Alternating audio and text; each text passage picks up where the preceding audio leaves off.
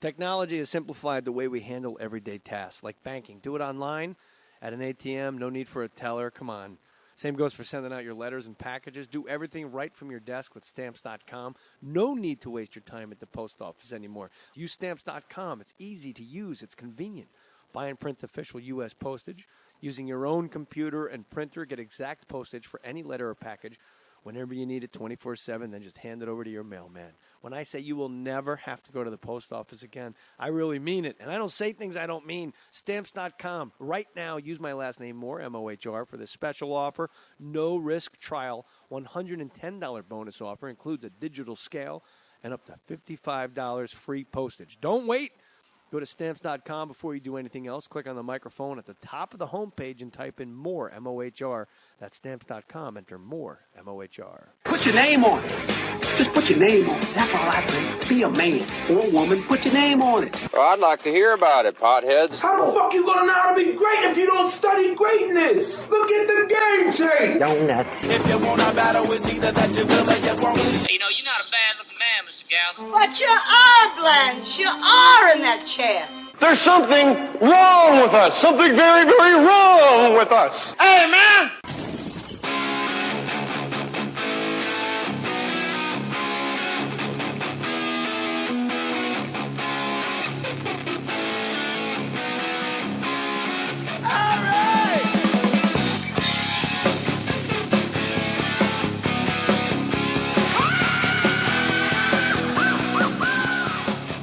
All right, second time in. Eric Roberts at Fake Mustache Studios.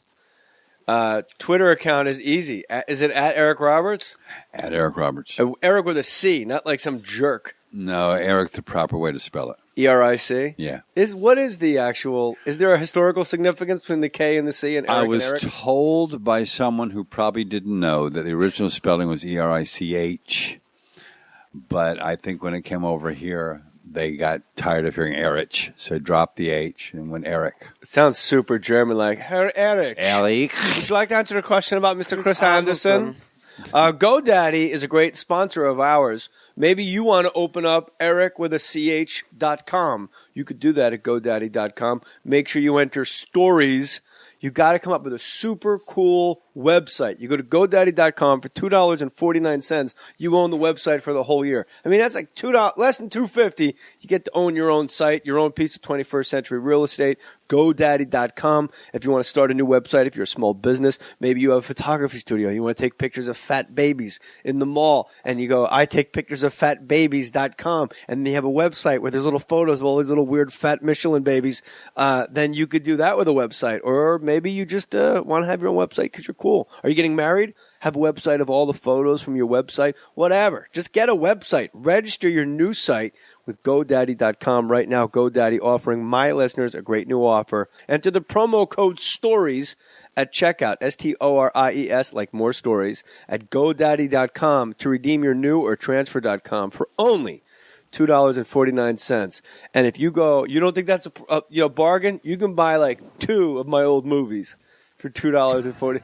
Eric, I'm sure there's an Eric Roberts movie out there you can get for $2.49. Many of those are to be found. Many. Not even many. some. Many. Lots. Many of those are. GoDaddy.com or go to jmohr.com. Click the GoDaddy banner. Make sure you go to GoDaddy.com and enter stories. All right, Eric Roberts. First of all, I don't think the listeners realize this, Eric with a C. You're Keaton Simons' stepdad and probably his you're like the Don King of Keaton Simons. You are, like, all your tweets at Eric Roberts, you talk about a guy being in your corner. I don't know anybody that's more in Keaton's corner than you. I am Keaton's biggest fan, except for, of course, his mom. But I am the biggest fan who's not related to him by blood.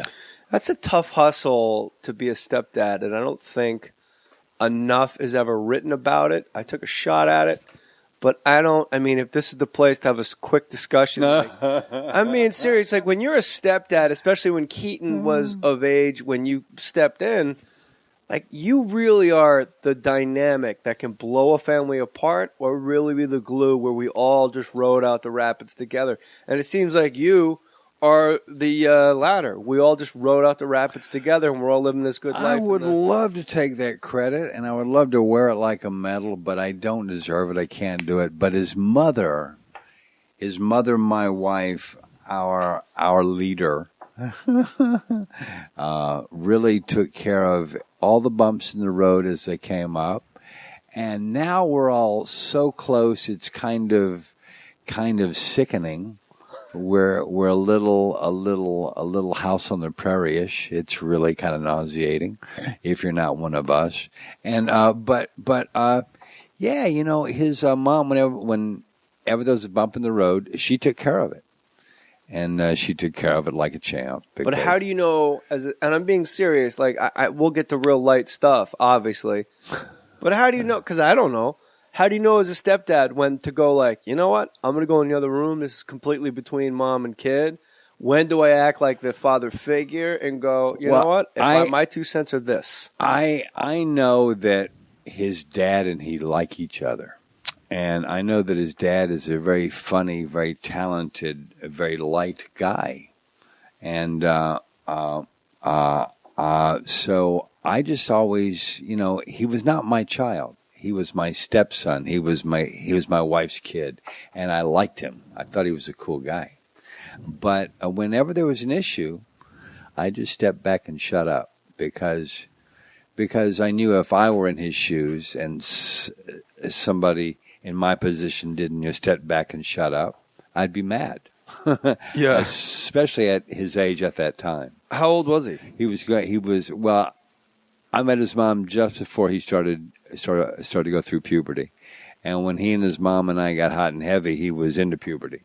So it was at a time of the worst possible time. Yeah, but he's always been a great guy, so it's never really been an issue. And when it was an issue, I just went away. I went away until it wasn't an issue anymore. Then I showed back up and said, "Hi, how are we?" And yeah, and so you choose your spots. Yeah, you vibe it out. You lay low. It's like being a drummer. There you go. Thank you. What was the movie you did? I think Sharknado took a page out of the Eric Roberts IMDb page. The one like insane movie you made. Oh, there have been several of those. Octopus Shark. Oh no, Sharktopus. Yes. I played a scientist who created a shark with an octopus thing. An octopus like a cock? No, I'm or like 8 tentacles? I was kidding. No, he's part octopus, part shark. Right, very dangerous. If he had to check one on his driver's license, would he check octopus or shark? If he had to he would check shark because of his face. He has a shark's face. Yeah, so in the photo. Yes, in the photo, he'd be a shark. Which is ironic because you pull him over because there's tentacles dragging all over the goddamn freeway. Exactly. Like, pick those things up, yeah. No, that is one of the most fun I ever had making a movie and maybe the worst movie I've ever made. Sharktopus. But it was fun down to the nth degree. And then when you saw Sharknado, were you like, you hacks? I was on the ground floor of Sharktopus, and now you're doing Sharknado? Oh well, it's only a Sharknado because there was a Sharktopus, okay? I like how you're thinking. It's okay. I like it. Eric Roberts and his lovely wife, Eliza, have a radio show on tradiov.com. It's on the web. It's tradiov.com. And if you ever... Here, just hand that over. And if you ever want to call their show, it's on in L.A. Wednesdays here in Los Angeles, 3 to 5 p.m. So if you're on the East Coast listening to this, and you want to call and just break their chops, that would be 6 to 8. That doesn't seem right at all. 3? No, that's right. Yes. Sorry. That's correct. I'm not that smart. So it's 6 to 8 on the East Coast, 3 to 5 on the West Coast on Wednesday. So like Wednesday, right now, if you're listening to this on a Wednesday, between 3 and 5, you call the phone number, which is 8, get a pen, 855. That's 855. 878. 878. 4652. 4652. And that's their radio show, Encounters with Eric and Eliza, on T-Radio-V, all one word, T-Radio-V, and also tradiov.com. Hit them up and let them know. Now, I want to know, the listener should know, your lovely morning you had.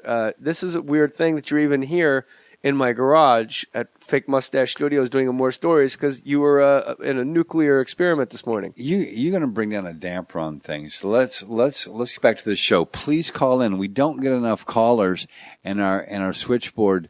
By the end of the show every week, we have lots of callers, but we want you guys at the top of the show so we can have fun and talk dirty.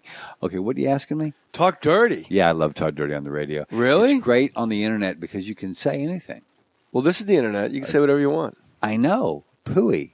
Do you have the phone number again? I'll repeat it. 855. 878. 4652. Maybe it's not Wednesday between 3 and 5 Pacific time. Just call right now and leave them a message. You guys should set up an answering machine. You can answer people's questions.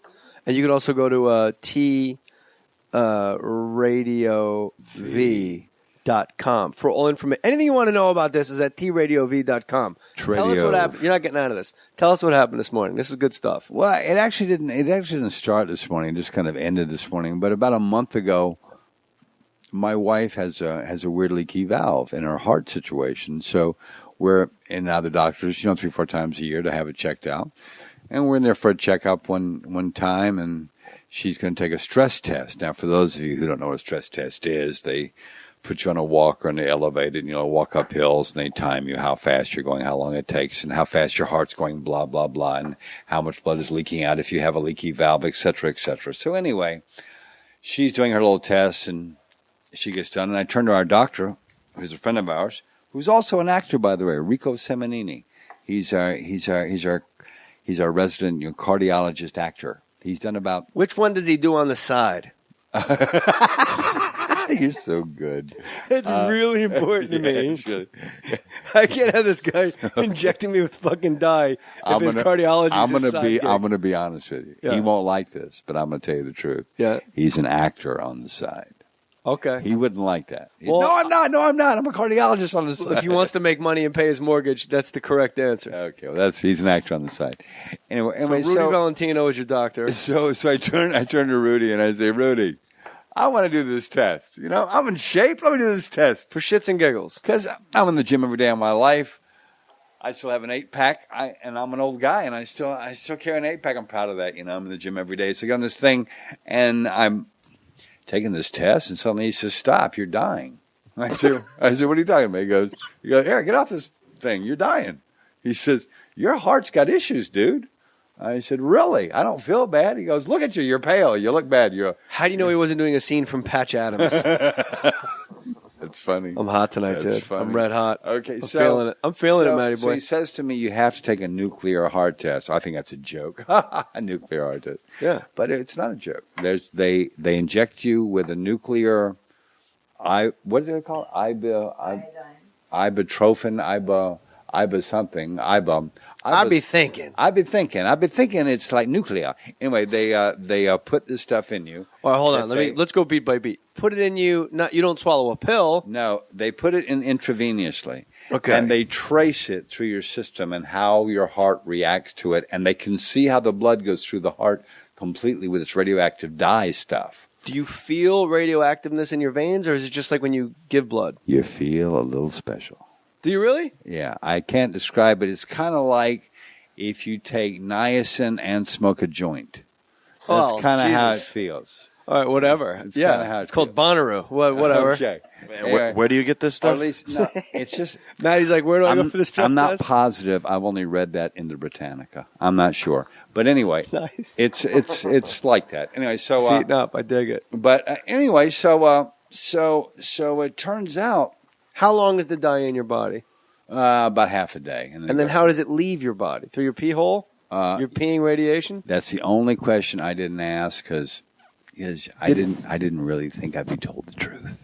Oh. So anyway, what was I going to tell you? Oh yeah, so I find out that a third of my heart is not getting oxygen. So I have to get what's called a stent put in, which is to open up one of the arteries, and they put this little metal thing in, and then they open it up like an umbrella, and it opens up that artery that's all clogged up, and then all the stuff gets through it, and it's clean again. But and it's also permanent. It's also fixed after that. Right. And so then you just, cholesterol fill it up again, and I guess you have another stint. Yeah, but there's really no reason for you not to have a 12-pack in like 2 months. But Dig that. If you've been going, if a third of your heart's been bullshitting, and you're in this good shape, Eric Roberts, you do best of the best 5 for fuck's sake. I'm gonna be sliced alone in about 6 months. No, you don't want to be sliced alone. You don't want to be sliced alone, man. Your kids are better looking. Actually, Sly and I like each other. Okay, don't make fun. Everybody seems to like Sly a lot, and I don't know anybody that really outworks him. Do you? I've worked with Sly twice, and I love the guy. What'd you work with him on? I worked him on The Specialist when I played a guy who killed everybody he ever met, and then he killed me. And then I have a DVR, and you just totally ruined The Specialist for me. It's okay. It's still exciting. And then I did Expendables with him, where I played the real bad guy. Did you do the one with Stone Cold Steve Austin? Was it? I did the one with Stone Cold. In fact, Stone Cold Steve was my right-hand man. And off the set, he and I really bonded. We got along. He's got a great podcast. You should do. I'll put that together like this. I've done it. Oh, you were on Steve's podcast? Yeah, I love Steve. Steve's my pal. He's a good dude. I love Steve like I love you. I love Steve. He's normal. He's fun. He's funny. He's sweet. I asked him if the entire cast of Expendables just gets in a melee, who's the last man standing? And he goes, Randy Orton, man. It's not Randy Couture. It's not even close. Yeah, that's right. And I go, what about Jet Li? He goes, come on, man. Like he was offended that I said Jet Li. It's offensive. Come on. Go to jmohr.com. Click the Amazon banner. You'll like this, E. That's for the different contest entirely. We got really good people that are hooking us up doing their Amazon buys. Anytime you want to go buy something, and if you're going to get it at Amazon, you go to jmohr.com, click the Amazon banner, and we get a kickback. Eliza, you guys should be doing on Eliza, your are you listening? No, she's got it. Okay. Check this out, Matty boy. Hey, JJ, I've been listening for a year or so now. Order tons of Amazon for business needs. Finally remembered to use your Amazon link at jmohr.com and spent $8,737 and $15. Hopefully you get the credit. Here's my list. Apple 13-inch MacBooks, 2 Apple 13-inch MacBooks, 2 27-inch Thunderbolt displays. Nice. 2 Lenovo X1 Carbon Touch Ultrabooks, 4 Acer 27-inch monitors. Anyway, maybe I gave Sarah Brady some competition. Oh, Sarah Brady, the most money ever spent was by Lady Sarah Brady. We got to look that one up now. Keep up the great work. Love the free podcast. Put your name on it. Greg in Seattle, Washington, also known as the Duke. Greg in Seattle, Washington. I just put your name on it, bro. What do you think of that? Isn't that amazing? I think so. What's he doing with all that? Like, maybe building? He's a spy. What's he doing with all that? Here's one for Eric specifically. Eric Roberts, you ready for this? I'm listening. JJ, I want to thank you for your great podcast with Keaton Simons. I'm a huge music fan, and I've not heard of this artist, and because of you having him on your show, I bought a CD, Beautiful Pain, using your Amazon banner on your website. I hope you will do some shows in the casinos in the Palm Springs area in the near future. Keep up the great work. Michael, Palm Desert. How nice to hear. Thank you, Michael. I have like 14 of those about Keaton. Let me read one more, and I'm going to ask you a very specific question. Okay. Hey, JJ, I'm a big fan of the show. I clicked on the Amazon banner at jmohr.com, and I purchased the movie Don't Let the River Beast Get You. I'm not in that. How could you buy that without me in it? I don't know how you're not in it. I don't know how either one of us are not in it. It's a super low-budget monster movie. Really? Wow. And we're not in it? I like it. Don't let the river beast get you! ! Well, let me explain. It's a super low budget. He's very sweet, this guy. I don't want to. It's Matt Farley, no relation. It's a super low budget monster movie made by a bunch of amateurs in Massachusetts and New Hampshire. I'm the star and the producer of the movie. Even though I have 100 copies in my basement, I bought another one in hopes that you'll just read this and talk about it on your podcast, and I can get a little attention for the movie. If you'd like a copy of the movie, let me know where I can send it. What's it called? Don't Let the River Beast Get You. I can't wait to see Don't Let the River Beast Get You. Eric Roberts, Matt Farley, cannot wait. It's also available through cable on demand on several cable providers. Love the show, Matt Farley. Matt, that's as far as our relationship goes, you and me. That's the love, and I appreciate it, buddy, very much. Now, Eric, your family has turned out to be one of I love the Ford you, Jay. family. You are such a decent man. I love you. Look what you just did for that guy. Good for you. Well, the guy, I love you, he Jay. did a You're kickback. so decent. You're just so decent. Do you really go to the gym every day? Yeah, pretty What's much. what's your favorite exercise? What do you go? You bang them out every time like it's nothing. I do different stuff every day, Jake, because, if you work one thing all the That's time, not what I asked you're you. going to What's look your favorite thing to do? Like me personally, Well, let me give you a thing. I go in, I could do dips for days, and people go, whoa, who's the maniac doing dips all day? I could tie weights to my feet and do dips. Okay, well, as far as having other people go, wow, what's he doing? I work the core very hard. I've got. And that doesn't look like you're doing much. That's just a guy in a corner on his hands and knees sweating. Yeah, good for you, Jay. I've got. I have an 8-pack that you have to work every day. You can't keep it. But that's not an exercise I love. It's just when I do every day.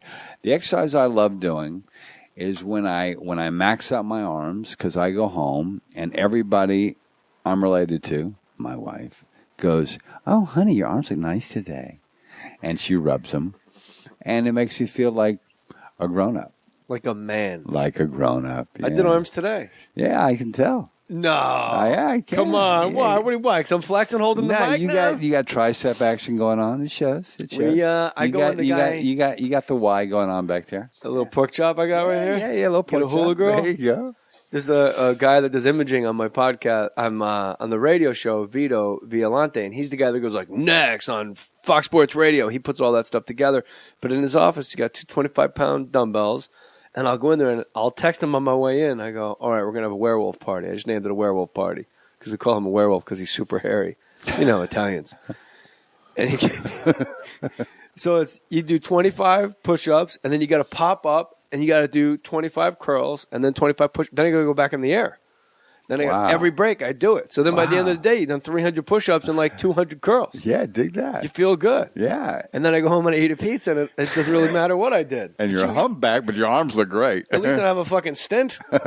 Yeah. Scoreboard forever. I don't have a goddamn umbrella in my heart yet. Yeah. Knock on wood. Maybe I'll get one day. My grandmother, my paternal grandmother died while ironing a pair of my grandfather's pants. She dropped dead from heart failure. So apparently I was headed that way, but it runs in Robert's clan? Apparently it does. The stress test thing always fascinates me. A friend of mine had to go to the hospital, and he thought he was having a heart attack, and they put you on the treadmill and you make you run uphill.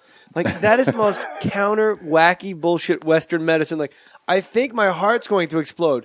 All right, get him on the machine. Run, barefoot, uphill. What? Hey, I think one of my lungs collapsed. Smoke these Newports quick in rapid succession. I think I'm insane. Get him cutlery. And it's such a shame. I love every cigarette I have ever smoked. I have enjoyed every single one of them. Now, I probably smoke maybe a pack a week now. I don't smoke often, but I love every one of them, and I can never have another one. So I don't says think that's my wife. true. So says your wife. Well, then it's true. But No, it's true. It's true. I say this on the wife's podcast the all the boss, time, pal. and I will appeal to Eliza's good senses. I see a lot of old people smoking. At AA meetings, I see him in church, outside. I have never seen a fat old guy. Never. So if he's got the core in shape, a pack a week. You know what? He comes home with those big arms, right? Honey, you know what? If you could just get a little vitamin E and rub them on my arms, it'd be so nice. Yeah. That's a good point. The stress of quitting anything you like is worse than the stress of doing it yourself. But I think you're a lot like my wife. My wife won't smoke and walk at the same time. She won't smoke anywhere, like if they're at like club, like sitting in a car. If my wife smokes, it's almost like how people do heroin. Like she has like everything set up like a kit. Like she got like that's this chair over there, and there's the ashtray. Everything's all set up. But I understand that. If you make it a ritual, it does not become easy to do, so you don't do it too often. It makes sense. It's a way to enjoy it and still do it, but not be a slave to it. And then when you're on a plane 6 hours from New York to L.A., you're not freaking out because you go, well, I can't smoke. None of the way I do it is here. That's true. When I was a real smoker, I hated those trips on planes. Now that I'm not a real smoker, I'm on a plane, I don't even notice it. How weird is it? Like it was only like 20 years ago. You could smoke in an airplane in the back. The first time I ever flew to Los Angeles from New York was 1978, and upstairs was a lounge where you could smoke. And they served liquor, and you smoked, and if you were cool, you got in the Mile High Club. It was great. It was great. So you just work with Paul Thomas Anderson. Now, you know what? Fuck this. The cat's out of the bag. It's a porno. I'm naked. It's good. You'll enjoy it. It's fun to watch. Eric, top or bottom? Top, brother. Well, I don't know. If you're going to get your money's worth, get in there. Make it happen. Here, it goes to my point. I don't like to you. catch it. I like to throw it. That's a good point. Back it up. Here's the point about you, and I said this the first time you were on. Teamster foreplay. Back it up. Teamster foreplay? Yeah. That's very good. Very inside, and I dig it. Remember there's like 1,000 There was jokes? 1,000 of them. Do you remember any of them? About how can you tell a Teamster kids from the other kids at school? How? Because they sit and watch the other kids play. I love that. That's the only one I remember. I love that. But there was like a dozen of them. There was like 25 of them. Yeah, they were great. Yeah. And they were all perfectly They true. were all obnoxious and funny. Yeah. The book on you, I've never seen you mail anything in. I saw you do that Lifetime movie with Anne Heche, and both you guys were so good. Anne's a really good actor. I think she's fantastic. I think she'd have a great time sitting where you're sitting. Anne's special.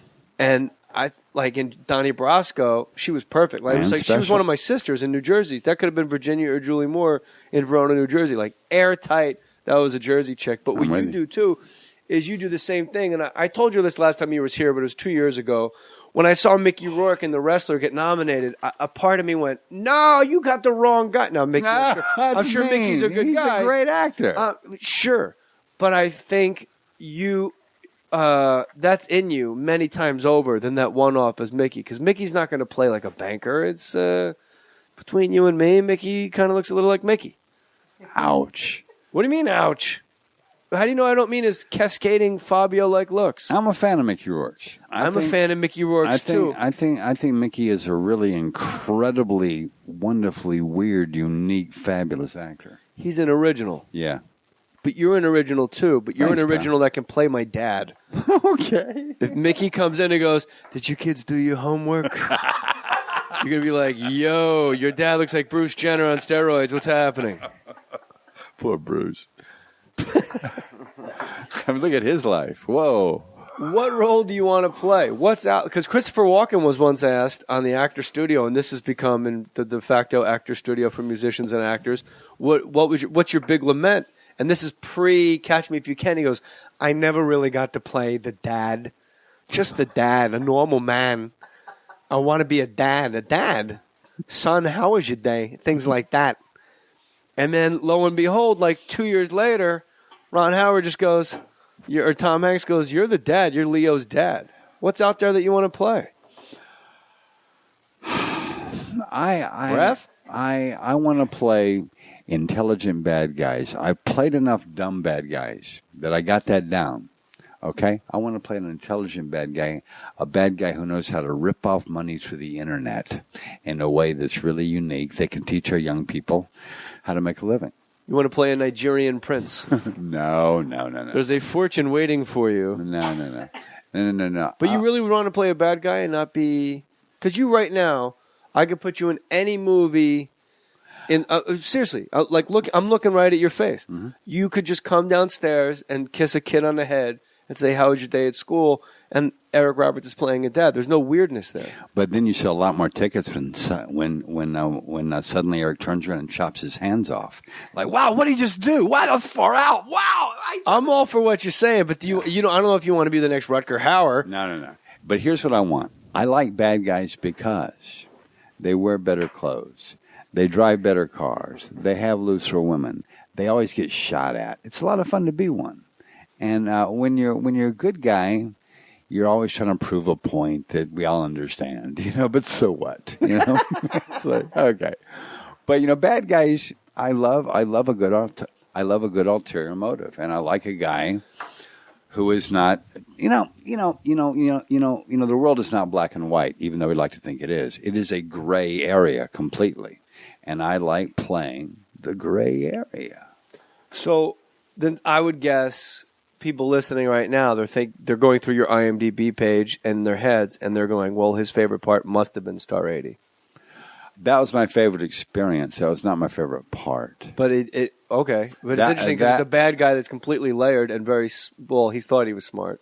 No, he was not. He was not stupid. Had he not killed her and himself, he would be a very rich man because he started what's most Chippendales. He started Chippendales. He'd be very rich. He'd be very happy in a monetary fashion. But he made a boo-boo, a big, fat, stupid, ugly, egregious boo-boo. Decided to put his hands on his woman and kill her. Oh, dude, bad move. But why that was a great experience is because I'm not that guy at all. But I followed Bob Fosse like a puppy dog in how he directed me, and I created this character who was kind of far out to the point where I couldn't get a date with a nice girl for 3 years after that came out. I mean, they would cross the street when they see me coming, and I'm not lying. It was unfortunate. It was. No, I believe you, but I really wanted to talk a lot about Fosse because on this podcast we talk a lot about directors and musicians talk about other musicians and actors and other actors and comics. And I think Fosse's the one guy that never gets put in the discussion for greatest directors of all time. And when you I heard Ron Bennington once say on Ron and Fez in New York, and the game of the day was which director has the best 3 movies in a row. Oh, dude, he's got 4. Yeah, name them. Lenny, Cabaret, All That Jazz, Star 80. They're each perfect films of their genre. Every one of them. They're perfect, and they're completely different. Everyone. All that jazz. All That Jazz with Roy Scheidner, and people go, the guy from Jaws? Yeah, but before he was the guy from Jaws, he was playing Bob Fosse. Bob Fosse's directing a guy playing him. No, he played Jaws first, actually. Oh, he did? Yeah. Oh, let me finish, Eric. Okay. No, I fucked it up. Sometimes I get away with it. No, you didn't let me finish. So it's Jaws, and then he does All That Jazz, and he's playing Bob Fosse in front of Bob Fosse. In front of Bob Fosse. And I don't think I have a story for you that's about a director giving me the most personal direction I ever got. It was Bob Fosse, and I'm doing a scene for him one day in my underwear with a guitar. And in Star 80? In Star 80. And we're at one of the sound stages at Zoetrope. We're at the big sound stage, and it was a big sound stage. We're in a little corner of it. We're at my character's apartment. And I'm playing the song on the guitar, and I messed it up. So I say, cut. Well, you don't say cut on a Bob Fosse set unless you're Bob Fosse. And he says to me, come with me. And he walks across the stage. Come with me. So I get up in my underwear with my guitar in hand, and I follow him across this huge soundstage on the other side of it, away from everybody. And he goes, what are you doing? I said, I don't know. What does that mean? He goes, okay, look, you're lost, aren't you? I said, yeah. He goes, look at me. I said, I'm looking at you. He goes, look at me. I said, I'm looking at you. He goes, all right. You're playing me if I weren't successful. Do you understand? So, as we walked back to the set that day, I watched how he walked, and I incorporated everything he was into that character. And I think I gave a really dynamic performance because I played Bob Fosse in that movie. You were nominated. No, I wasn't. Wait, you were not nominated for Star 80? What were you nominated for? I got a Golden Globe nomination for that, but not an Academy Award nomination. Academy Award nomination for Runaway Train. Yeah, right. Yeah. You not getting nominated for Star 80 is really crazy. And Public Greenwich Village, which we've talked circles around. Yeah. You're not very comfortable getting accolades from me, are you? I love getting accolades. I'm only human. It just makes me feel like I'm sticking out like a sore thumb. Why? I don't know. It's a funny feeling. I just feel funny when you say, "Oh, Eric, you're great." Oh, don't be silly. Yeah. Well, at least you were nominated, so it's not like you're just some guy who pulled off the street going, "Hey, that thing you did at the Puppyville Playhouse, that was pretty good." At the Pickle Barrel Playhouse in Hinesfield, Maryland, that was good. I had a manager at the time that I got nominated for an Oscar who was on 7th Avenue at the donut shop in between the 54th and 55th when I showed up that day, and I didn't know I was nominated yet. And he said to me, Eric, you're not going to believe this. I said, what? They nominated you for an Academy Award. Like, he was shocked. And I remember thinking... Agents. Yeah, and he was a manager, I guess, so he's a little different. But 5%. Yeah, 15%, right? But he was shocked. And I still remember that kind of hurt my feelings. Like, well, why shouldn't I? But then when I lost that trophy, I was heartbroken.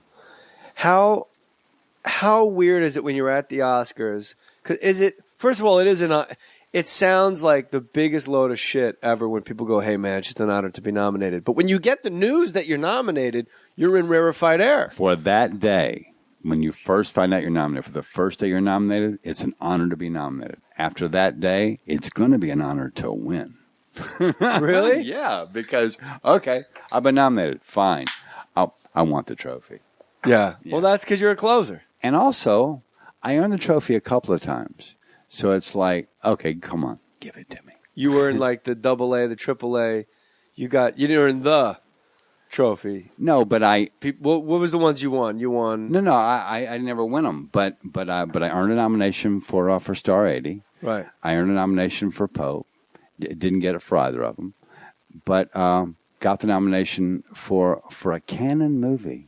You know, that studio was a joke. You know, Canon Films was a joke. In fact, it was Runaway Train that actually put them on the map. And we made them legit for about 10 minutes. When you're sitting in the theater and they go, and the nominees are you thinking, oh no, you lost to an old guy? Yeah, I lost to a man named Don Amici. Yeah, you can't fucking be mad at Dom Amici, man. No, I can't be mad at Dom. So that makes me more mad that you robbed me of my ability to be mad. Like if they're like, and the winner is, some fucking guy, you're like, what? No. But if it's Dom Amici, for Cocoon, right? Yeah, for Cocoon. And you're like, oh, he's gonna die soon. Such a good movie. And he did die soon. He died within 1,000 days after he got that trophy. That's not really within 1,000 days. Well, what a jerk. That's 3 years. Yeah. He died like within 1,000 days of that trophy. It's actually a little known fact. But what? But who's counting? Who's counting? Yeah. You were like a jail cell. You had Dom Amici days on your wall. But you know what? People don't realize, Eric. Dom Amici was actually murdered by his. Someone beat him to death with his Oscar. Yeah, it was screaming me. your name over and over again. They didn't cover the tracks. Yeah, it was Mickey Rourke. Good. Thank you, Mickey. Thank you. Mickey did seem like a good dude for you, and you guys were like the absolute best friends in the world in Pope of Greenwich Village. Have you met Mickey before you started filming Pope of Greenwich Village? No. We met just before that. Really? Yeah, we met for that, and we had 5 days of rehearsal first, and then we started shooting. In the rehearsals and then I want to come back to Bob Fosse, and I want to talk about your daughter, and I want to talk more about your and Eliza's radio show, which is on TRadio-V. Encounters with Eric and Eliza. TRadio-V.com. If you just go to TRadio-V, one word, TRadio-V.com, TRadio-V.com. Who named this? Some pothead in a dorm room? Read them the phone number, Jay. All right. 855-878-4652. 878-4652.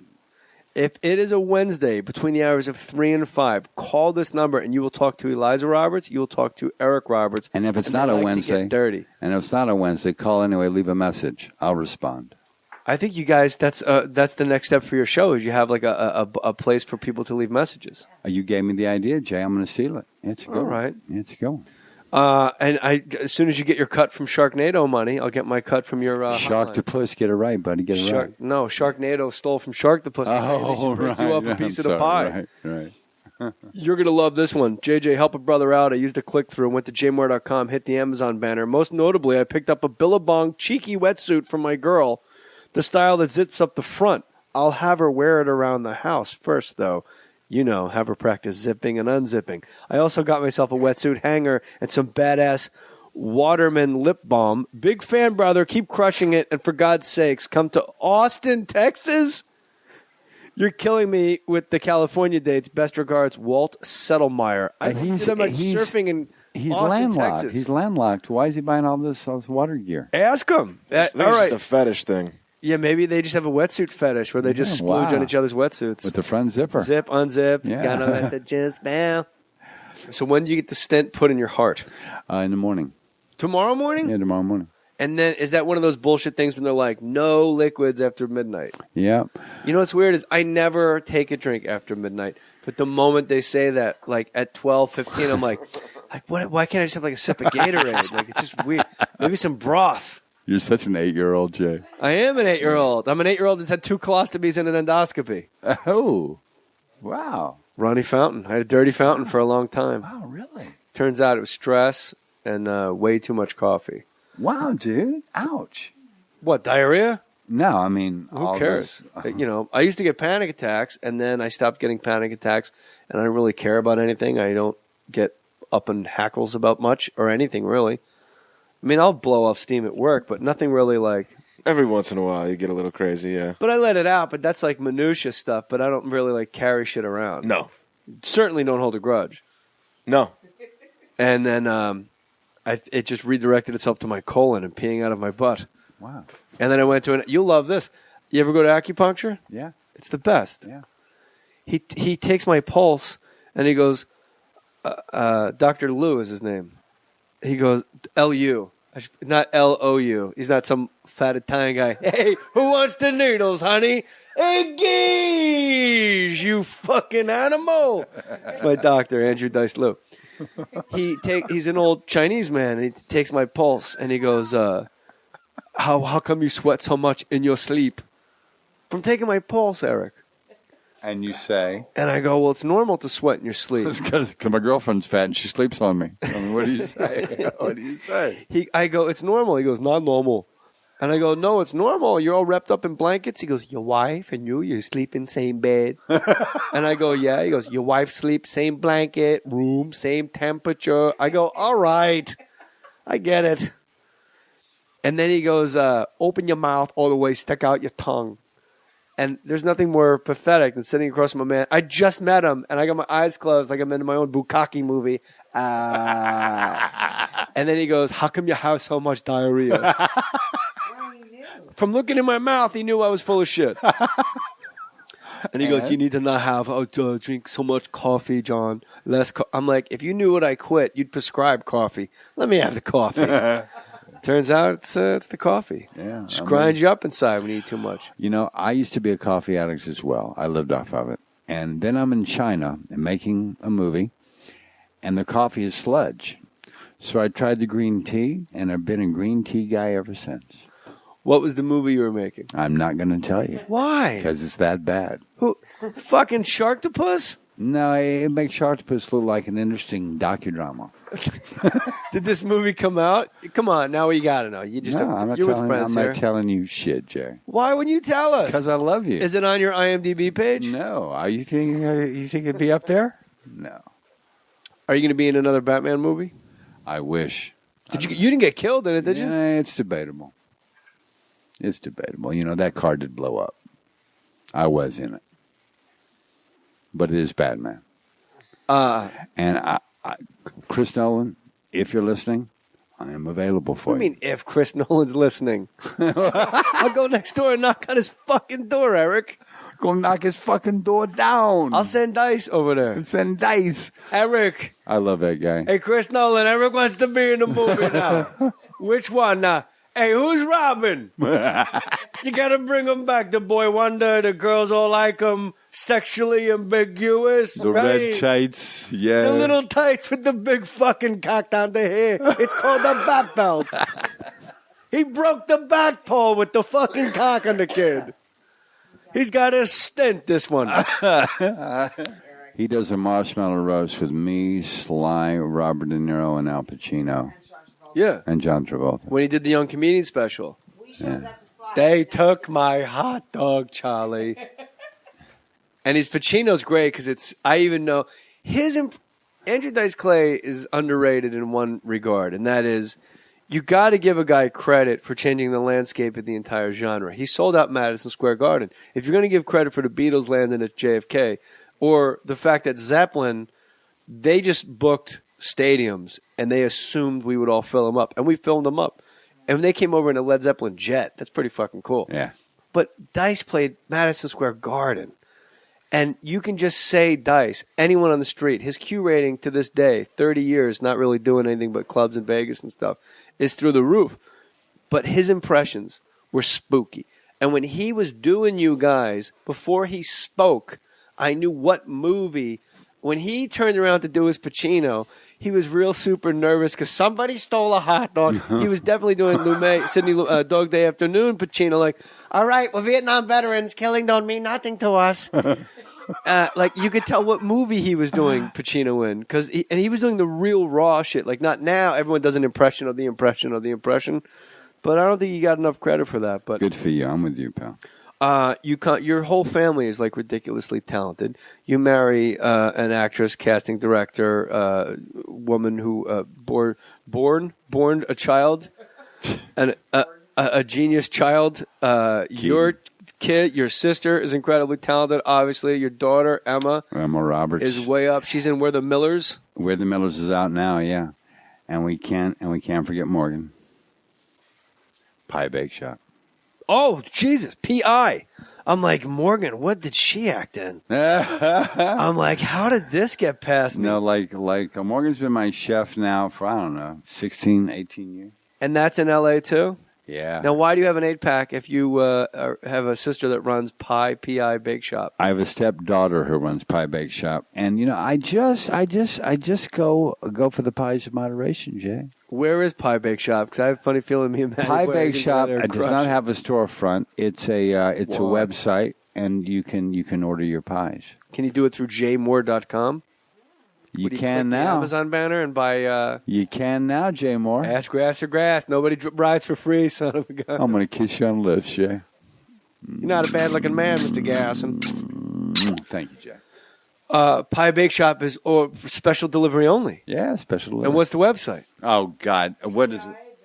P.I. Bake Shop. Pie Bake Shop like pie, P.I. P.I. as in pie, yeah. As in 3.14. What is it? As in 3.14, yes. Did I have it for right? Squared. Oh, look at that. Yeah, look at that. Did you know that? Now keep going. Look, 5. I promise you, who's ever listening, these pies, they have lemon, they have chocolate, they have pecan, they have the bourbon pecan.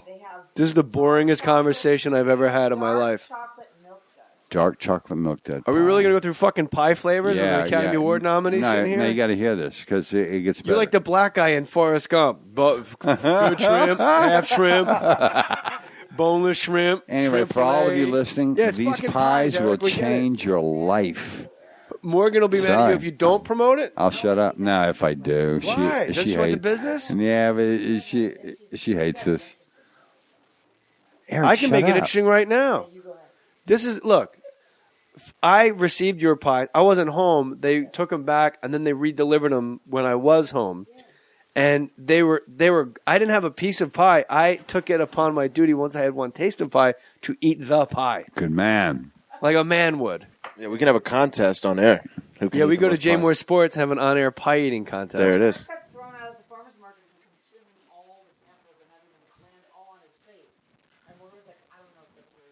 Wait, why are they landing on your face? Why don't you just eat and put them in your mouth? Was it passion or was he hammered? That sounds like something I would do. I don't hammer. I just throw them up about a story high and then catch them with my mouth. Oh, you were throwing them into your mouth. Yeah, throwing them. Eliza made it seem like you were just smudging them on your face like a crazy person who's off his meds. Well, that was happening. Yeah. Bob Fosse, most underrated director, and who's more underrated? I wouldn't call him underrated, but Bob Fosse and Hal Ashby were both my favorite directors of the 20th century. But these guys both had incredible drug issues, and so their reality was either very sobering or very frightening, and it was never like joining a group of pirates. It was never gentle. It was never inclusive. It was never gentle. No. What about inclusive? Like, you come party with us, and now let's get back to work. No. It was they.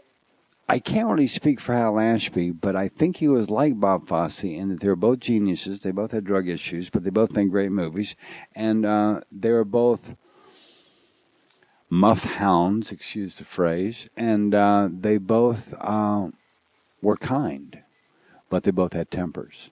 So I think they're probably both alike, even though I didn't know Hal. But how'd that come up? Because my wife and I were talking about you coming over, and she said, people need to talk about Bob Fosse more. Okay. Because Well, our what generation. do you want to know? Because I don't know if there's he specifics. was but really, really good to me. He was really, really. He was an artist and an artistic keeper. He knew how to take care of it, and he knew how to redirect it and or direct it properly. I'll take it a step further, and we'll just, instead of me picking your brain for nuggets about Bob, let's just have a conversation about Bob Fosse, because our generation are all about Scorsese and De Niro and Scorsese working together and all the directors, and deservedly so. But I don't think people listening that haven't watched Bob Fosse, whether it be Star 80, Cabaret, Jazz, all that jazz, Lenny, having balls to shoot in black and white with Dustin Hoffman playing Lenny, of course. Yeah, Lenny Bruce people. Yeah. It's so great. But he also, not only was he a keeper, but he was an innovator, because I don't think the casual listener knows that he completely innovated dance to accustom his body type. He couldn't do the spinning, twirly, stretchy thing. So all the real small movements when you see in all that jazz, he created a genre of dance. For all you out there, whoever saw Pippin, that's what he's talking about. You know, Pippin was all about the hands and the teeth and the head twitch and the spin, as opposed to the big jump and the kick. But then he took it all the way to all that jazz when they're putting on shows for the investors, the sexy airline number. It's all literally women just move, everybody just moving their shoulder 1 inch. But if you have 40 people doing it, it becomes this moving organism unto itself. But that's because he couldn't do the other way the other guys were dancing. And so he just created his own way of doing it. I don't know. I don't think he gets nearly enough credit. And when you rattled off those four, Lenny, the jazz, all that jazz, Cabaret, and Star 80, that's everyone's got some pile of shit in the middle of those four. Sure. But he's the only guy that does it. How many directors can you name who have 4 perfect films? How many actors can you name who have 4 perfect films? Well, I don't know if you saw Cherry Falls, but I did dress up like my mother and stab virgins at parties. So, I mean, whatever. 4 perfect films. What is a perfect film? A perfect film is something that from start to finish, you're on that journey and nowhere else. Yeah. And you land and it's, wow, I took that journey. That's a perfect film. Yeah, I agree with you. Yeah. What are some of your perfect films? I would pick Door on the Floor. Hold on, I got to make a new list. Door on the Floor is a Jeff Bridges film that went totally unappreciated. The Jeff Bridges. Other shit has come to light, man. Door on the Floor. We made the drop. Door on the Floor. For Jeff Bridges. Door in the Floor? Door on the Floor. Harold and Maude. Yes. Heartburn. Thank you, Elijah. Yeah. There's Heartburn's great. Heartburn's fantastic. She's oh so my great. God, they're both perfect. Oh, have you heard about poor Jack lately? No, what happened? Jack's having memory issues. Maybe it's just the ganja. Yeah, well, we like to think. The guy's got to excuse himself from White House correspondence. I'm only bringing it up on the radio because it's out there. Also, Yeah. You know. I love Treasure Sierra Madre. I like some old ones that to me are perfect. That was Robert Blake's first movie. Yeah. He was 8. Yeah. With a little Mexican accent. You're right, yeah. But it's like such... He had no idea that he grew up to do what he did he? Or allegedly do it or not. Do it or not, yeah, there we go. You know what he should be in jail for? Eating at Vitello's. That's really... Good for you, Jay. Good for you, buddy. I got carjacked at Vitello's. You, Robert Blake may or may not have murdered a woman in the parking lot. He was found not guilty of murder. Bonnie Blakey, I believe was her name. And then he got freed from jail. They found him in the restaurant with the murder weapon on him. He got out. It's a whole deal. And then he got out of jail, and he may get the great speech, total Hollywood. He is Hollywood royalty. I'm so broke right now, I couldn't afford spats on a hummingbird. And you're like, you know what? No one under the age of 70 would even think of that. It's so perfect. I was going to the gym once, and the first thing I ever bought myself was a gold Rolex.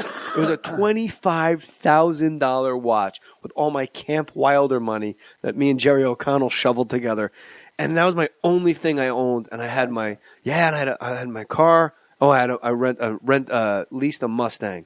And I was going to go to the gym to get swole so I could look like Eric Roberts. And I go, you know what? I'm going to stop at Vitello's first and just get plain pasta, just a plain starch, and burn it off. And I pull in, and these two guys pull next to me, these two Latino gentlemen. I'll call them gentlemen because they might be out there floating around listening. Go, hey, well, why don't you treat us more nicer, dog? Why you call us assholes, man? We got kids. And they kind of boxed me in. But the way they looked at me, I don't know if you've ever been mugged. Have you ever been mugged? Yeah. It's the exact way people look at you right before they ask you for your autograph. Just so they hit It's right before they hit you. Yeah. Like, hey, man, hey. You're like, oh, yeah, I am on TV. The guy just takes out a fucking gun. Puts it in your mouth. Yeah. And to me, this makes perfect sense. Now the only game is how do I take my brain and put it in their brains and let them know I'm down. I got it. I know the drill. No bullshit's going on. Keys in the ignition. It's a convertible, tops down. All I need to do is stand up and gingerly go out the passenger side, and then I will walk facing you into Vitello's, and nothing ever happened. Congratulations. You got a new car. It's got low jack, you fucking idiots. I got it back in 6 hours. I go into Vitello's. The kid can't start the car for some reason. He doesn't know how to drive a stick. I go into Vitello's, and I think the old guy's dead by now. But he's like 80 at the time. I go, I just got carjacked in your parking lot. He goes, hey, I guess I need you breaking my fucking balls. I go, no, they're still there. And he goes, motherfucker. I don't know, I sounded like the Iron Sheik. And he goes out into the parking lot, and he just walks like Guido, like he's pissed. He's still wearing his apron, and he goes, hey, you motherfucker, you want to fuck? And the kid, like trying to start the car, just like turns and points the gun at the guy, and he goes, oh! And he falls flat on his stomach with his hands up. Oh, no. And the shit went on for like 10 minutes while I'm watching this guy, like the wrong guy hopped in, like, you know how to drive a stick, right? They probably spoke to each other in Spanish. But yeah, I had to do the police report, and then when I get the car back, it's got that creepy fingerprint dust all over it. But Vitello's, exactly where her body was, I'm not making this up, is where I parked. I wasn't in the lot. I was on that little side street right there. What happened to your watch? They just wasn't an issue. They just didn't. They can't drive a watch. Yeah, I dig that. Tell us about when you got mugged. Who mugs Eric Roberts? No, the only time I was ever mugged was in 1975 in Flatbush, Brooklyn. And I'm at the end of it was the D train, and it's the last stop in Flatbush. And every night I see these guys, and they're in black jeans and black leather jackets, all very cliche, all looking tough, and all give me the eyeball. But I give the eyeball back and then walk fast. And then one night one of them sits out and says, "Hey kid," I said, "What's up? You got any money?" And I don't know what possessed me, but I said, "Yeah, I got $3, and you'll have to take it." And he did. He and his buddies kicked my little ass up and down the side of that wall. Throw me down against the wall. People throw me again. They took my money, and they thanked me and left. They thanked you? Yeah. And I would see them. Benevolent mugger. And I would see them. Lost art. I would see them probably twice a week after that. And I would nod my head, and they'd nod back, and we had this kind of quiet, mutual respect of, yeah, you can't fuck with us, can you, kid? No, I can't. And that was our relationship. But they never bother you again? Did they ever come back for It was sex? only $3. They weren't going to go through that again for $3. How old were you? I guess I was 18 and a half. So you could fight it then? I thought I could. I was wrong. I got my ass kicked so badly. They say the thing to do is the second somebody asks you, like, if you have money or if you're on the train, they're like, hey, man, those are nice shoes. Or, hey, I like you. Just headbutt their face. I'm not kidding. Yeah, no. No one says that to be complimentary. There's absolutely nothing wrong with that. No? I will say that out loud. And if you're at the ATM and somebody goes, hey, can I ask you a question? Fucking bam. Drop them. Yeah, I'm with you. Anybody that doesn't know to get 30 feet away from you at a fucking ATM, drop them. Yeah. That's from, you know what? I'm getting Mike Nolan on the phone. I'm getting you that part. Chris Nolan. Who's Mike Nolan? You want to get his name right Who first. Who is Mike Nolan? I don't know, but you want to call Mike him Nolan's a Christopher. somebody. That's what's weird about it. He's a pitcher. Mike Nolan. You know what? I'm going to call Nolan Ryan. You want to play for the Texas Rangers, Eric?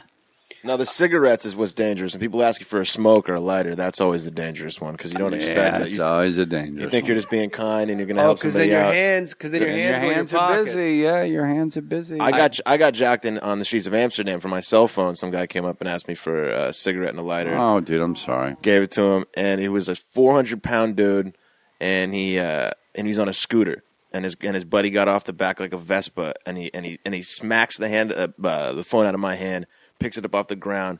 I go to run at him. He runs and gets on the back of the Vespa, and two dudes, probably total weight 600 pounds, take off down the street. Wait, and he can fight 2 miles an hour. That makes you look bad at how slow you are, apparently. Well, yeah, I mean, once I looked at it, there's two giant dudes, and I'm in the streets of Amsterdam, and it's 3 a.m. I'm tripping balls on mushrooms. Yeah, I don't think think you it's left the best that part idea. out. I'm sorry, buddy. I You were think you tripping left on the part out shrooms. that they had octopus heads. Yeah, they were. Yeah. That's a very important detail. That there were Skittles You're flowing out of their tripping on mouth. Shrooms. Well, yeah, their mouths were dripping Skittles. You left that part out. And the scary thing is he could fight. I took Krav Maga with this guy, and he's my brother-in-law. I married Nick. He didn't marry her. That would be against the law, except for some parts of Arkansas. Mike Nolan used to be head coach of the 49ers. He wore the suit and tie. Sports? Coach, yeah, you were right. Yeah. And there's that part when you're in the class and you're like, all right, we're just doing jabs, everybody. And he went first, and I had to really plant my back leg because he was jabbing way too hard. He was 18. I go, oh, this is going to suck. So now I'm jabbing way above my pay grade just to keep up with him. Dripping with sweat. I got a gut. I don't know that he's fucking railed out on coke. He's all high.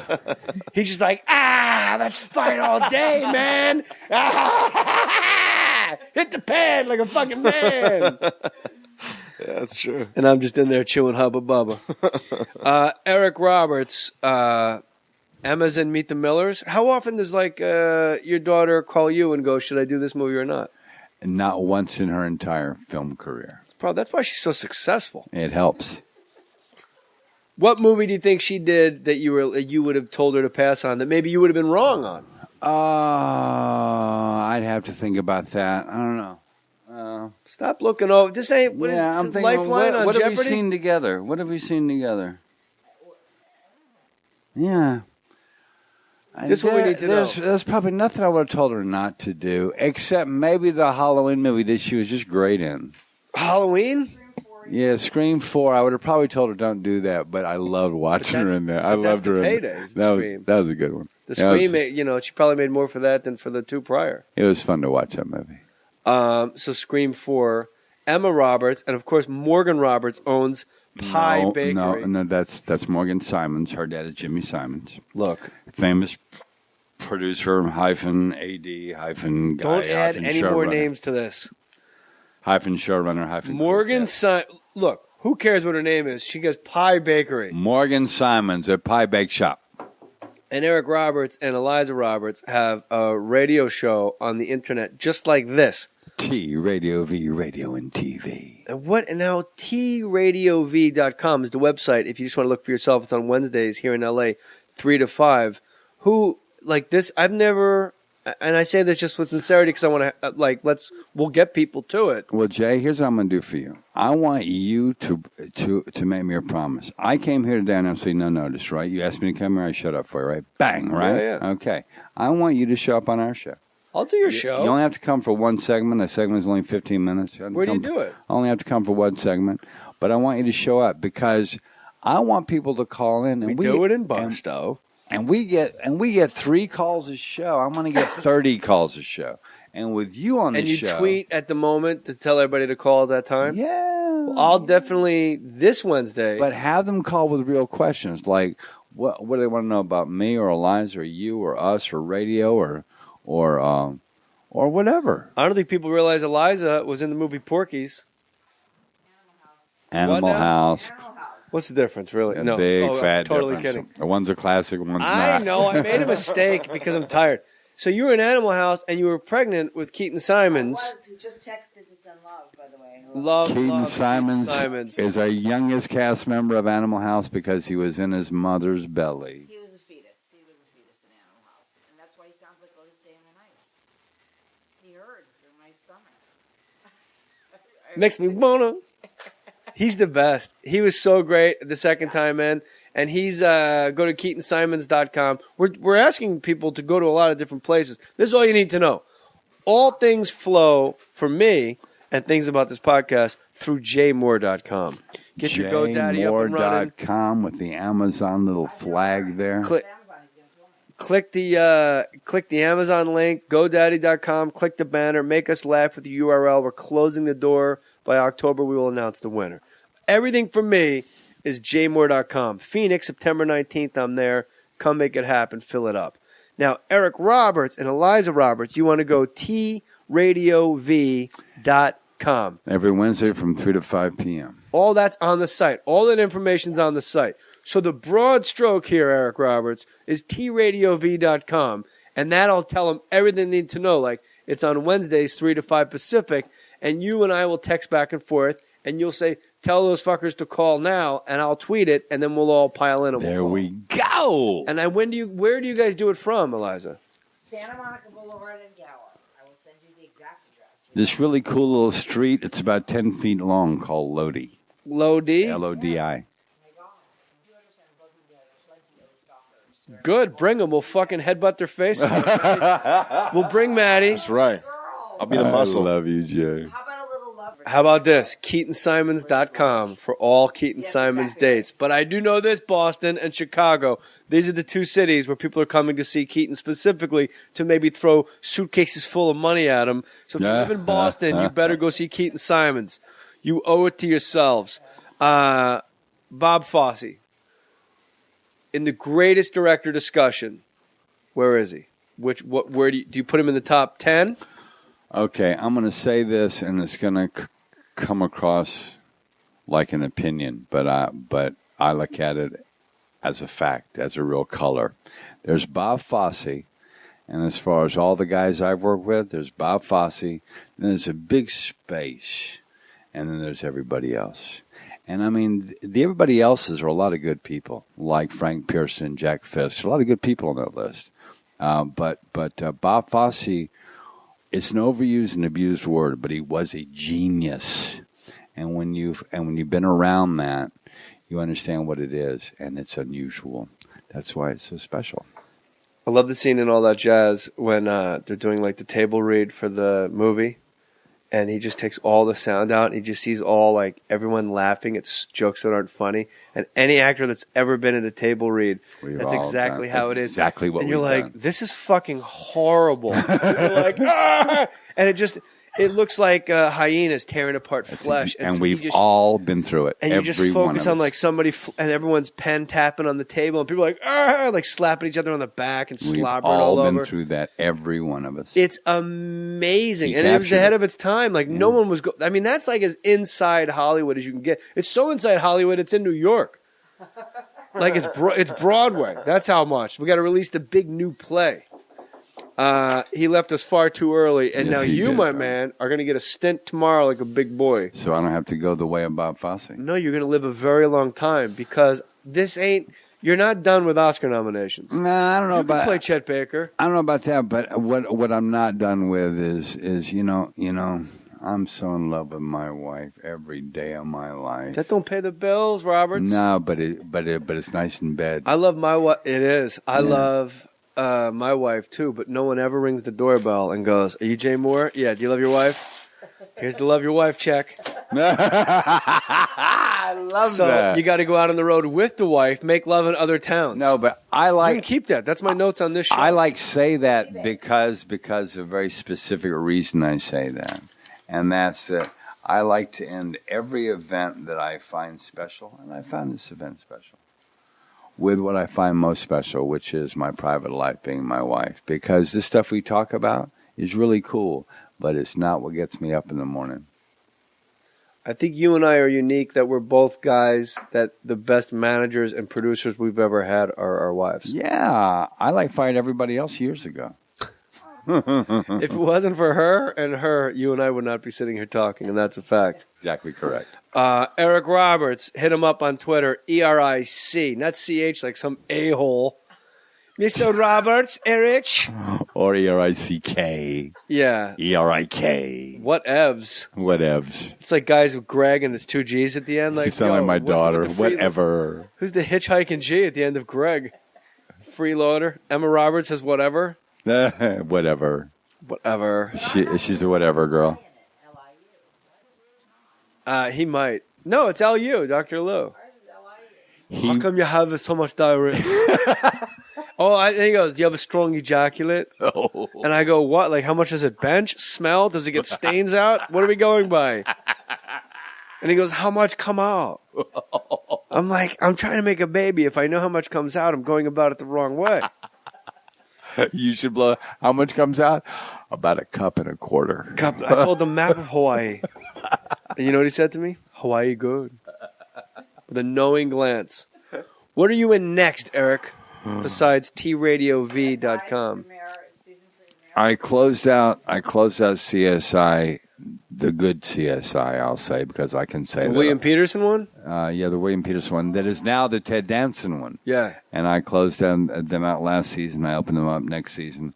And I play an evangelist. It's a groovy part. I'm having a good time. What were you on? Were you the crazy long beard in jail and you were sort of like a Jim Jones type dude? Or no, you were a serial killer. Oh, no, I think Was that Law and Order? I think you're talking about an old movie. Are you talking about No.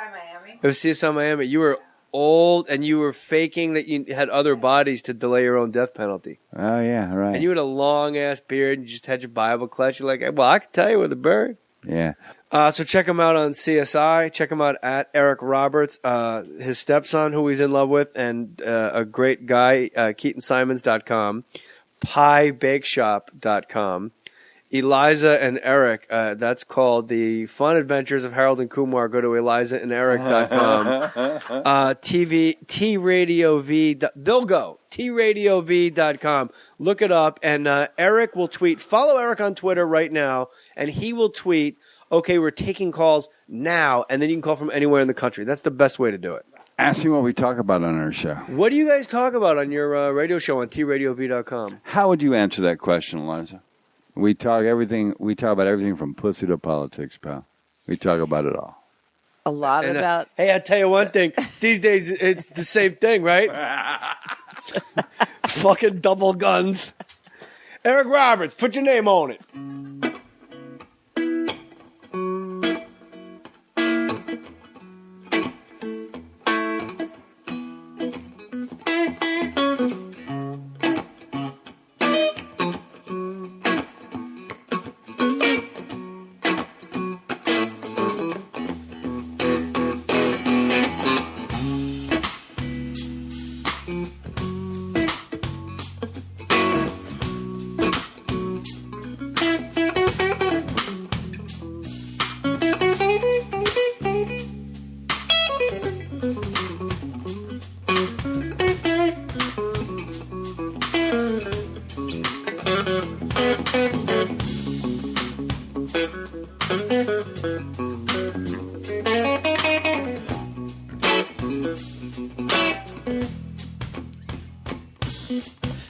About the way that you kiss my neck early in the morning when we're lying in bed. Well, last night's tossing and turning got your hair in a mess. It's all about the way that you understand. It's that sweet, sexy way that you hurt this man. Kissing those lips got me feeling real freaky inside. And if you wanna be loved, then I got it. And if you wanna make love, then I can do that too. If you wanna be touched in the right way, then baby flip on the light so I can see my masterpiece tonight.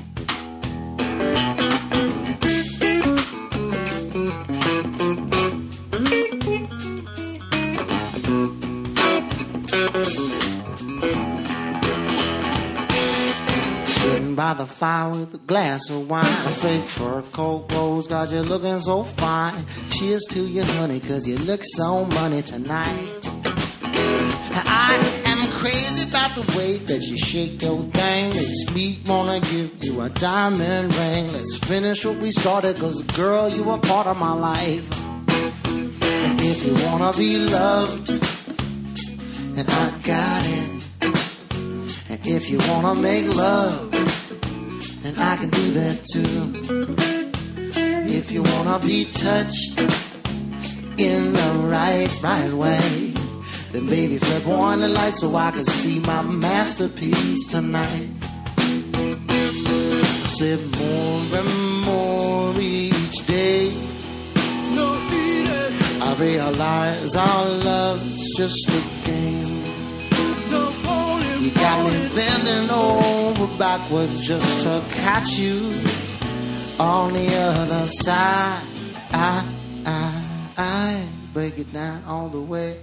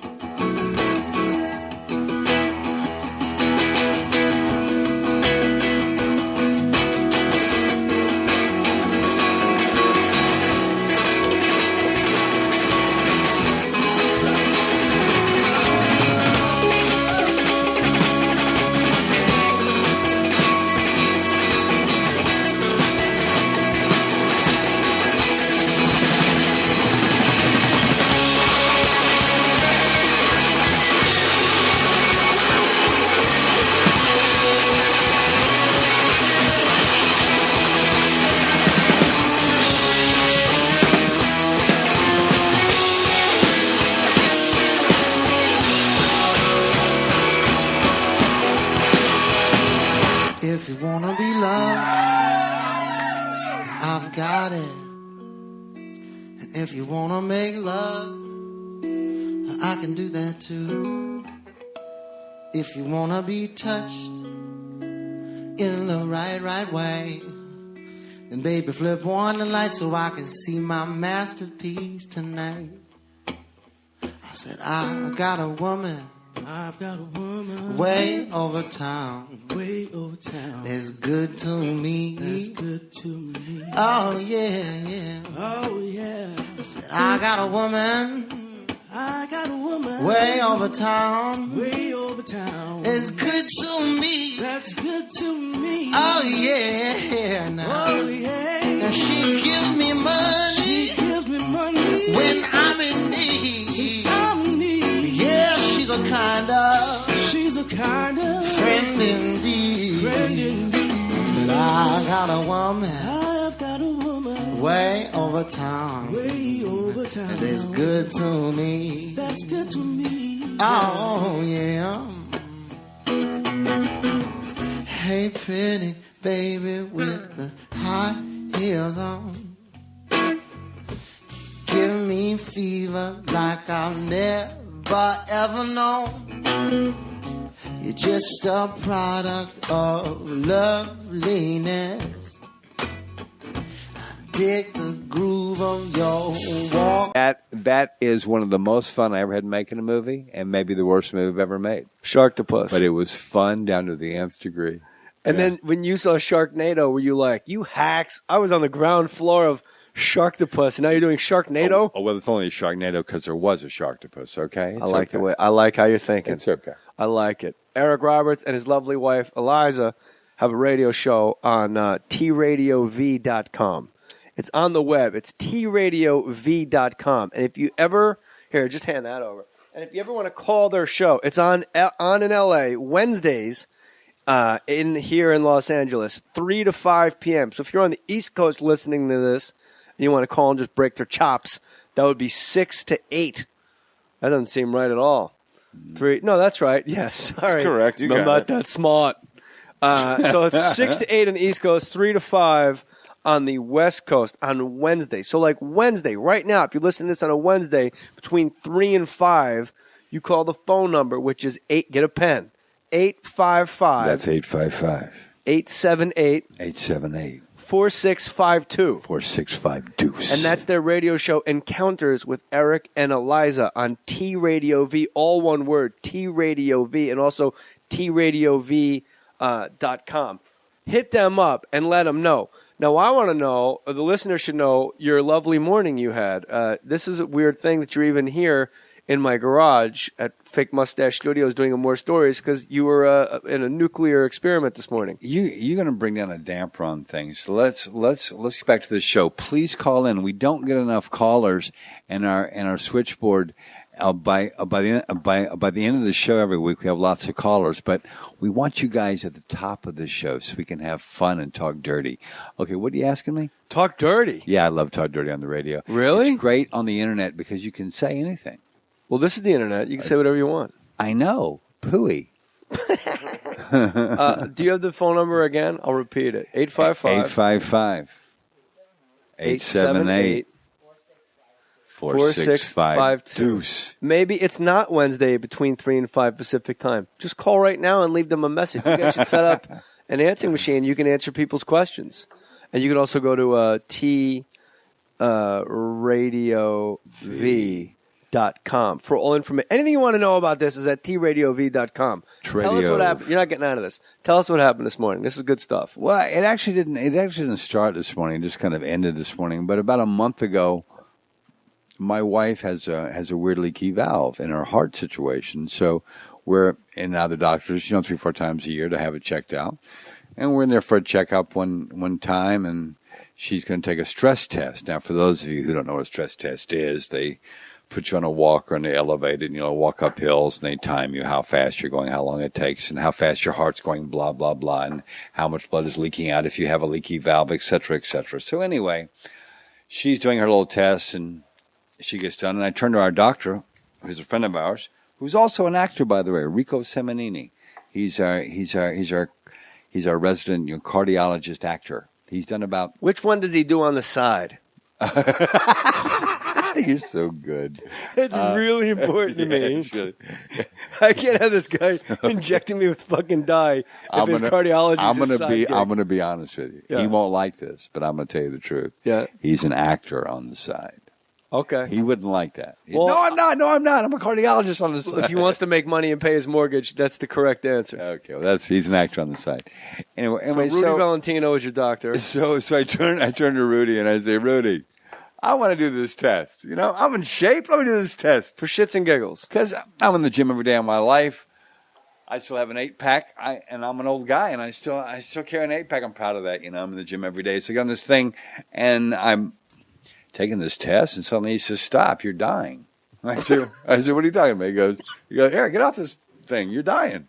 He says, "Your heart's got issues, dude." I said, "Really? I don't feel bad." He goes, "Look at you. You're pale. You look bad." How do you know he wasn't doing a scene from Patch Adams? That's funny. I'm hot tonight, dude. Funny. I'm red hot. Okay, I'm feeling it. I'm feeling it, Matty boy. So he says to me, "You have to take a nuclear heart test." I think that's a joke. A nuclear heart test. Yeah, but it's not a joke. They inject you with a nuclear. What do they call it? Ibuprofen. I'd be thinking it's like nuclear. Anyway, they put this stuff in you. All right, hold on. Let's go beat by beat. Put it in you. You don't swallow a pill. No, they put it in intravenously. Okay. And they trace it through your system and how your heart reacts to it, and they can see how the blood goes through the heart completely with its radioactive dye stuff. Do you feel radioactiveness in your veins, or is it just like when you give blood? You feel a little special. Do you really? Yeah, I can't describe it. It's kind of like if you take niacin and smoke a joint. So it's kind of. Technology has simplified the way we handle everyday tasks, like banking. Do it online at an ATM. No need for a teller. Come on. Same goes for sending out your letters and packages. Do everything right from your desk with Stamps.com. No need to waste your time at the post office anymore. Use Stamps.com. It's easy to use. It's convenient. Buy and print official U.S. postage. Using your own computer and printer, get exact postage for any letter or package whenever you need it 24/7, then just hand it over to your mailman. When I say you will never have to go to the post office again, I really mean it. And I don't say things I don't mean. Stamps.com. Right now, use my last name, Mohr, M-O-H-R, for this special offer. No risk trial. $110 bonus offer. Includes a digital scale and up to $55 free postage. Don't wait. Go to Stamps.com before you do anything else. Click on the microphone at the top of the homepage and type in Mohr, M-O-H-R.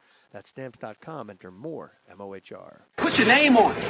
Just put your name on it. That's all I say. Be a man or woman. Put your name on it. Well, I'd like to hear about it, potheads. How the fuck you gonna know how to be great if you don't study greatness? Look at the game tape. Donuts. If you want a battle, it's either that you will or you won't. You know, you're not a bad-looking man, Mr. Gals. But you are, Blanche. You are in that chair. There's something wrong with us. Something very, very wrong with us. Hey, man!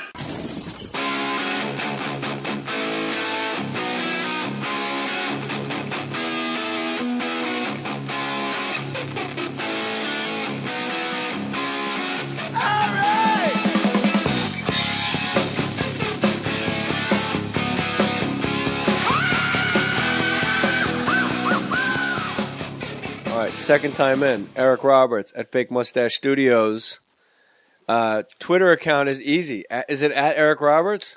At Eric Roberts. Eric with a C, not like some jerk. No, Eric, the proper way to spell it. E-R-I-C? Yeah. Is there a historical significance between the K and the C and Eric I was and Eric? told by someone who probably didn't know that the original spelling was E-R-I-C-H, but I think when it came over here, they got tired of hearing Erich, so dropped the H and went Eric. It sounds super German, like Herr Erich. Eric. Would you like to answer the question about Mr. Chris Anderson? GoDaddy is a great sponsor of ours. Maybe you want to open up Eric with a CH.com. You could do that at GoDaddy.com. Make sure you enter stories. You got to come up with a super cool website. You go to GoDaddy.com for $2.49. You own the website for the whole year. I mean, that's like $2, less than $2.50. You get the Prairie-ish. It's really kind of nauseating if you're not one of us. And yeah, you know, his mom, whenever there was a bump in the road, she took care of it. And she took care of it like a champ. But how do you know, and I'm being serious, like, we'll get to real light stuff, obviously. But how do you know, because I don't know, how do you know as a stepdad when to go like, you know what, I'm going to go in the other room, this is completely between mom and kid. When do I act like the father figure and go, you know what, my 2 cents are this? I know that his dad and he like each other. And I know that his dad is a very funny, very talented, very light guy. And so I just always, he was not my child. He was my stepson. He was my wife's kid, and I liked him. I thought he was a cool guy. But whenever there was an issue, I just stepped back and shut up because I knew if I were in his shoes and somebody in my position didn't step back and shut up, I'd be mad. Yeah, especially at his age at that time. How old was he? He was well. I met his mom just before he started to go through puberty, and when he and his mom and I got hot and heavy, he was into puberty. So it was at a time of the worst possible time. Yeah, but he's always been a great guy, so it's never really been an issue. And when it was an issue, I just went away. I went away until it wasn't an issue anymore. Then I showed back up and said, "Hi, how are we?" And so you choose your spots. Yeah, you vibe it out. You lay low. It's like being a drummer. There you go. Thank you. What was the movie you did? I think Sharknado took a page out of the Eric Roberts IMDb page. The one insane movie you made. Oh, there have been several of those. Octopus Shark. Oh no, Sharktopus. Yes. I played a scientist who created a shark with an octopus thing. An octopus like a cock? No, I'm or kidding. 8 tentacles? I was kidding. No, he's part octopus, part shark. Right, very dangerous. If he had to check one on his driver's license, would he check octopus or shark? If he had to he would check shark because of his face. He has a shark's face. Yeah, so in the photo. Yes, in the photo, he'd be a shark. Which is ironic because you pull him over because there's tentacles dragging all over the goddamn freeway. Like, pick those things up, yeah. No, that own your own site, your own piece of 21st century real estate. GoDaddy.com. If you want to start a new website, if you're a small business, maybe you have a photography studio. You want to take pictures of fat babies in the mall, and you go, I take pictures of fatbabies.com, and you have a website where there's little photos of all these little weird fat Michelin babies. Then you could do that with a website. Or maybe you just want to have your own website because you're cool. Are you getting married? Have a website of all the photos from your website. Whatever. Just get a website. Register your new site with GoDaddy.com right now. GoDaddy offering my listeners a great new offer. Enter the promo code STORIES at checkout. STORIES, like Mohr Stories, at GoDaddy.com to redeem your new or transfer.com for only $2.49. And if you go, you don't think that's a bargain? You can buy 2 of my old movies for $2.40. Eric, I'm sure there's an Eric Roberts movie out there you can get for $2.49. Many of those are to be found. Many. Not even some. Many. Lots. Many of those are. GoDaddy.com or go to jaymohr.com. Click the GoDaddy banner. Make sure you go to GoDaddy.com and enter stories. All right, Eric Roberts. First of all, I don't think the listeners realize this, Eric with a C. You're Keaton Simons' stepdad and probably his best. You're like the Don King of Keaton Simons. You are all your tweets at Eric Roberts. You talk about a guy being in your corner. I don't know anybody that's more in Keaton's corner than you. I am Keaton's biggest fan, except for, of course, his mom. But I am the biggest fan who's not related to him by blood. That's a tough hustle to be a stepdad, and I don't think enough is ever written about it. I took a shot at it, but if this is the place to have a quick discussion. I'm being serious. When you're a stepdad, especially when Keaton was of age, when you stepped in, you really are the dynamic that can blow a family apart or really be the glue where we all just rode out the rapids together. And it seems like you are the latter. We all just rode out the rapids together, and we're all living this good life. I would love to take that credit, and I would love to wear it like a medal, but I don't deserve it. I can't do it. But his mother, my wife, our leader, really took care of all the bumps in the road as they came up. And now we're all so close, it's kind of sickening. We're a little house on the